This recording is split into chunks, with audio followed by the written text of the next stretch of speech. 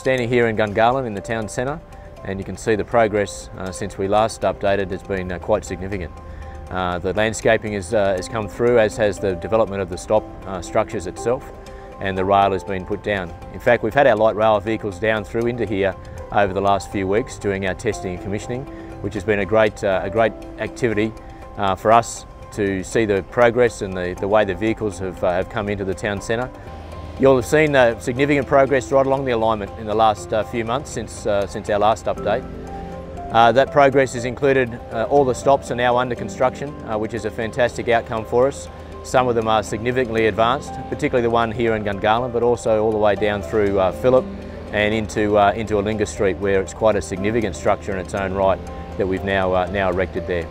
That work will continue over the coming weeks, and you'll start to see the structural steel, so the vertical elements, but also the roofing elements of those stops being put in place. The vehicles themselves, we now have 10 in location, and we're looking forward to receiving our remaining 4 over the coming months. And they've been undergoing a range of testing activities, including brake testing. This has been done at night time in a stretch from Gungahlin Town Centre down toward Nullarbor, and that will increasingly expand further down towards the depot area in Mitchell and ultimately all the way into the city itself. We've got the majority of the track slab now in place, all the way through to the town centre in Civic. There's a range of changes you'll start to see along the alignment. One of those in particular is the overhead wires and the poles that have been put in place.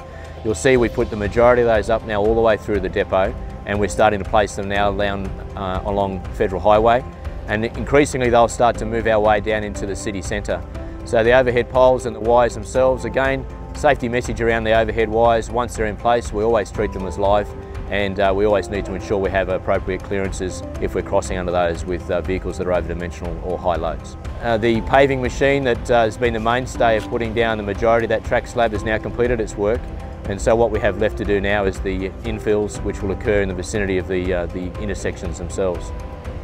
The rail install is proceeding.